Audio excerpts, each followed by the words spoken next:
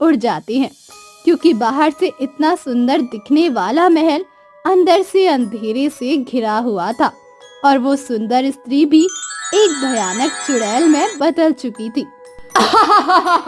बोलो बोलो राजकुमार, क्या अब तुम मुझसे विवाह करोगे? मैंने कहा था कि अब तुम यहाँ से कभी लौट कर नहीं जा सकते, इसीलिए अब यही तुम्हारा संसार है। मैं तुम्हें यहाँ से कहीं नहीं जाने दूंगी। बहुत समय पहले की बात है। एक नगर में अभिजीत सिंह नाम के राजा रहा करते थे। उनकी पत्नी माया देवी एक दयालु रानी थी। वैसे तो राजा और रानी दोनों अपनी प्रजा को बहुत प्रेम करते थे, लेकिन फिर भी रानी हर समय उदास रहा करती थी। उनकी उदासी का एक मुख्य कारण था कि उनके जीवन में सभी सुख मौजूद थे, केवल एक सुख को छोड़कर। अरे पद्मा, तुम अपने बच्चों को यहाँ मत लेकर आया करो। तुम जानती नहीं, राजा और रानी की कोई संतान नहीं है। अरे महाराज है, कल को उन्होंने तुमसे तुम्हारा बच्चा छीन लिया, तब तुम क्या करोगी? तुमने देखा नहीं, रानी तुम्हारे बच्चे की ओर कैसे देख रही थी? अरे तुम ये कैसी बातें कर रही हो? रानी तो मेरे बच्चे को बहुत प्यार करती है। वो तो इसे खिलाती है, पिलाती है और अपने बच्चों की तरह रखती है। लेकिन क्या सचमुच राजा और रानी मेरे बच्चे को छीन सकते हैं? तुम्हें समझाना मेरा काम था। मुझे तो ठीक लगा, मैंने कह दिया। आगे तुम्हारी मर्जी। कल को राजा रानी तुमसे तुम्हारे बच्चे को छीन ले तो मुझे मत कहना, रोती रह जाओगी तुम। हम गरीब लोग कुछ नहीं कर सकते। दोनों दासियां बातचीत कर रही थी, लेकिन उन्होंने रानी को नहीं देखा। रानी ने दोनों की बातें सुन ली और वो रोती हुई अपने महल में चली गई। रानी ने खाना पीना सब कुछ छोड़ दिया और कई दिनों तक महल से बाहर नहीं आई। अरे दासी, महारानी कहाँ पर है? मैं पिछले एक सप्ताह से नगर के भ्रमण पर था, तो महारानी ने ना तो मुझे कोई संदेश भेजा, ना ही मेरा हाल जानने की कोशिश की है। आखिर महारानी कहाँ पर है? महाराज, महारानी पिछले एक हफ्ते से महल से बाहर नहीं निकली है और उन्होंने भोजन का भी त्याग कर दिया है। उनकी तबीयत खराब होती जा रही है महाराज। महाराज, अब आप ही उन्हें बचा सकते हैं। राजा जल्दी से रानी के कमरे में गए। वहां उन्होंने देखा रानी बीमार अवस्था में पड़ी हुई है। उन्होंने पिछले कई दिनों से कुछ नहीं खाया है और तो और वो औषधि भी नहीं लेना चाहती। रानी, आपने अपना ये क्या हाल कर लिया है? पिछले कुछ दिनों से नगर के भ्रमण पर था मैं, लेकिन इस बीच ऐसा क्या हो गया कि आपने अपना ये हाल कर लिया और भोजन का भी त्याग कर दिया? आखिर क्यों? महाराज, मेरे लिए ये कारण बहुत बड़ा है, लेकिन आपके लिए ये कोई महत्वपूर्ण बात नहीं है। फिर भी अगर आप जानना चाहते हैं कि मैंने इस प्रकार का काम क्यों किया है तो सुन लीजिए। मैं आपसे पिछले कई वर्षों से कह रही हूँ कि हमारी कोई संतान नहीं है, हमें कुछ करना चाहिए, लेकिन आपने कभी मेरी बात को गंभीरता से नहीं लिया। अरे रानी, क्या आपने संतान के लिए ये सब कुछ किया है? क्या आप उस घटना को भूल गई हैं? क्या आप नहीं जानते कि हमारे भाग्य में संतान नहीं है? हम कुछ भी कर ले, हमें संतान नहीं हो सकती, और यदि संतान हो भी गई तो वो कभी योग्य राजा नहीं बन पाएगी। मैं रानी से पहले एक स्त्री हूँ। क्या हुआ अगर मेरा पुत्र राजा नहीं बनेगा? कम से कम वो मुझे माँ कहकर तो बुलाएगा। क्या आपने पिता बनने की कोई इच्छा नहीं है? महाराज, चलिए हम साधु के पास चलते हैं और उनसे आशीर्वाद मांगते हैं। राजा और रानी दोनों जंगल में साधु के पास जाते हैं। साधु उस समय तपस्या कर रहे होते हैं। राजा और रानी को आता हुआ देखकर साधु मुस्कुराने लगते हैं। वो जानते हैं कि राजा और रानी किस उद्देश्य से उनके पास आए हैं।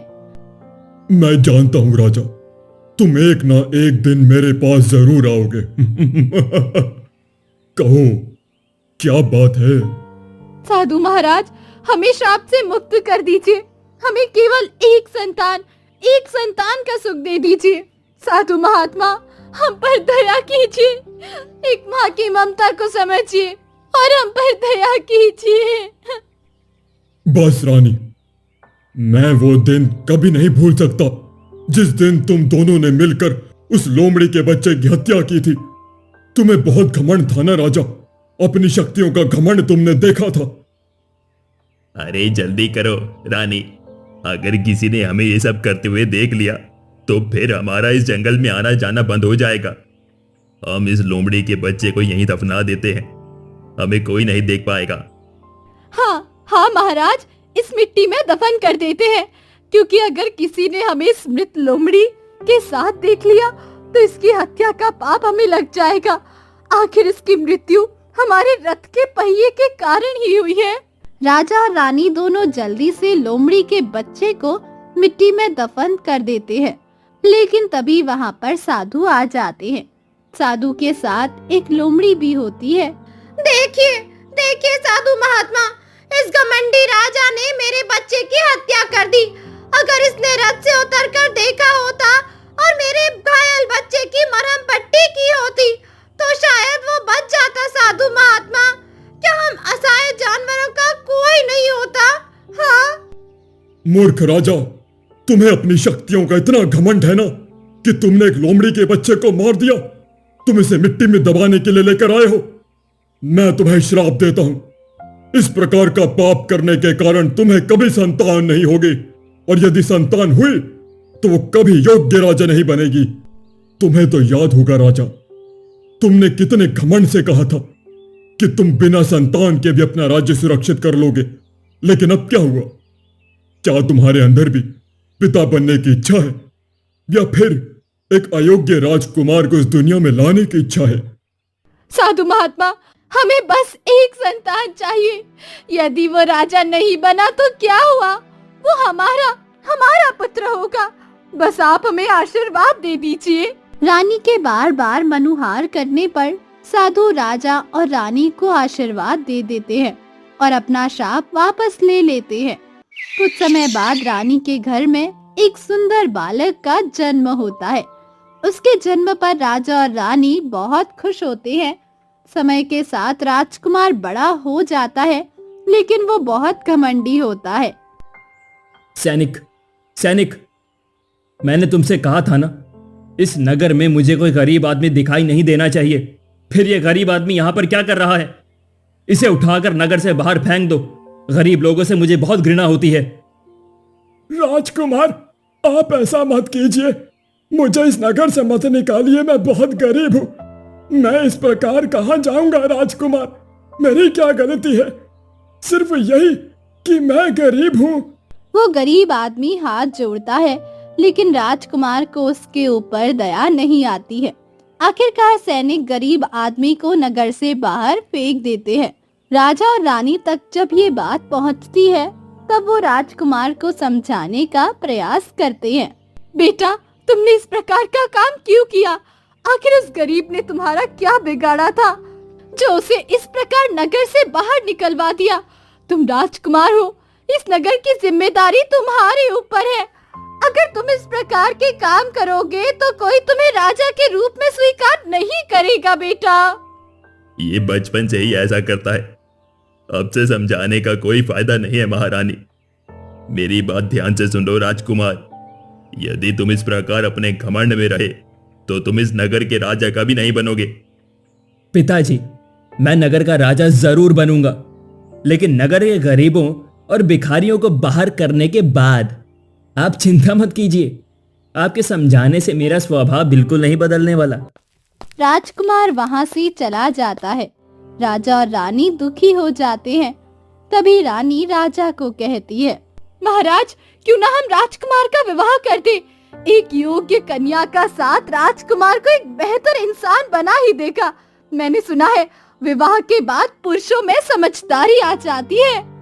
तुम ठीक कहती हो रानी, मैं कल से ही पड़ोस में संदेश भिजवाना प्रारंभ करता हूँ और सबसे योग्य राजकुमारी से ही राजकुमार का विवाह होगा। ऐसी राजकुमारी जो इस राज्य का कार्यभार अच्छे से संभाल सके। राजा और रानी दोनों राजकुमार के लिए एक सुंदर पत्नी की तलाश में जुट जाते हैं, लेकिन राजकुमार सब लड़कियों में कोई ना कोई कमी निकाल कर उन्हें मना कर दिया करते थे। राजकुमार का मानना था कि वो सबसे शक्तिशाली और सुंदर है, इसीलिए उनका विवाह किसी विशेष से होना चाहिए। आखिर तुम चाहते क्या हो राजकुमार? तुम हमारी कोई बात सुनते क्यों नहीं हो? तुमने इतनी नगर की राजकुमारियों को स्वीकार कर दिया। एक से एक सुंदरी और योग्य राजकुमारियां तुम्हारे भविष्य बदल सकती थी, तुमने उन सबको मना कर दिया। पिताजी, मैं विवश हूं, इसीलिए अब मैं अपने लिए जीवन साथी का चुनाव स्वयं करूंगा। मैं नगर भ्रमण पर जा रहा हूं। यदि मुझे कोई योग्य राजकुमारी दिखी तो मैं उसे अवश्य विवाह कर लूंगा। राजकुमार की जिद के आगे राजा हार मान चुके थे। आखिरकार राजकुमार देश के भ्रमण पर निकल गया। राजकुमार कुछ दिनों तक कई नगरों का भ्रमण किया और फिर एक दिन वो जंगल पार कर रहा था, तभी वो सैनिकों से बढ़ गया और जंगल के जादुई रास्तों की ओर बढ़ गया। लगता है मेरे सैनिक पीछे छूट गए हैं और मैं इस जंगल में भटक गया हूं। मुझे रास्ता याद नहीं आ रहे। अब मैं महल कैसे वापस जाऊंगा? और इस जंगल में घना अंधेरा भी कितना है। तभी राजकुमार को एक स्त्री की रोती हुई आवाज सुनाई दी। राजकुमार ने पास जाकर देखा तो एक पेड़ के नीचे सुंदर स्त्री बैठी हुई रो रही थी। क्या हुआ सुंदर स्त्री? तुम यहां बैठकर इस प्रकार क्यों रो रही हो? क्या तुम भी मेरी तरह इस जंगल में भटक गई हो क्या? अगर ऐसा है तो चलो हम दोनों साथ चलते हैं और मिलकर इस जंगल से बाहर निकलने का रास्ता ढूंढते हैं। राजकुमार, आप पिछले कई दिनों से इस जंगल में अकेले भटक रहे हैं। अभी तक मैं किसी मनुष्य से नहीं मिली, फिर आप यहाँ पर कैसे पहुँचे? मैं तो अपनी सहेलियों के साथ वन विहार के लिए आई थी, लेकिन एक तूफान आया और मैं यहाँ फंस गई। ये समय बात करने का नहीं है। अगर हम अधिक समय यहाँ तक रुके तो कोई भी जंगली जानवर हमें खा सकता है, इसलिए चलो मेरे साथ, हम मिलकर यहाँ से बाहर निकलते हैं। राजकुमार उसकी सुंदरता को देखकर मोहित हो चुका था। आखिरकार दोनों साथ चलने लगे और आगे बढ़ते रहे। वो स्त्री राजकुमार को लेकर एक सुंदर महल के सामने गई। देखो राजकुमार, यही मेरा महल है और यही मेरा नगर है। क्या तुम मेरे नगर में नहीं आना चाहोगे? मेरा वादा है, अगर तुम एक बार मेरे नगर में आ गए तो फिर तुम यहाँ से कभी वापस नहीं जा पाओगे। क्या मतलब है तुम्हारा? मैं वापस क्यों नहीं जा सकता? देखो सुंदर स्त्री, मैं नगर भ्रमण पर निकला था ताकि मैं अपने लिए एक योग्य राजकुमारी की तलाश कर सकूं, और मुझे लगता है कि तुम मेरे लिए योग्य हो। क्या तुम मेरे विवाह के प्रस्ताव को स्वीकार करती हो? राजकुमार, पहले आप मेरे महल में चलिए, वहाँ मैं आपको अपने परिवार से मिलवाती हूँ। मैं बहुत थक गई हूँ, फिर हम आगे की बात करेंगे। अब चलिए और थोड़ी देर आराम कर लीजिए।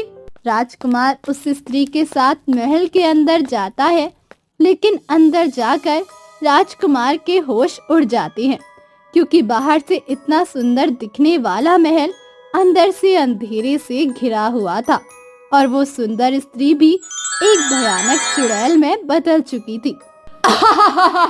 बोलो बोलो राजकुमार, क्या अब तुम मुझसे विवाह करोगे? मैंने कहा था कि अब तुम यहाँ से कभी लौट कर नहीं जा सकते, इसीलिए अब यही तुम्हारा संसार है। मैं तुम्हें यहाँ से कहीं नहीं जाने दूंगी। तुम एक चुड़ैल हो और तुमने मुझे इस महल में धोखे से बुलाया। तुम जानती नहीं हो कि मैं कौन हूं। मैं तुम्हें नहीं छोड़ूंगा।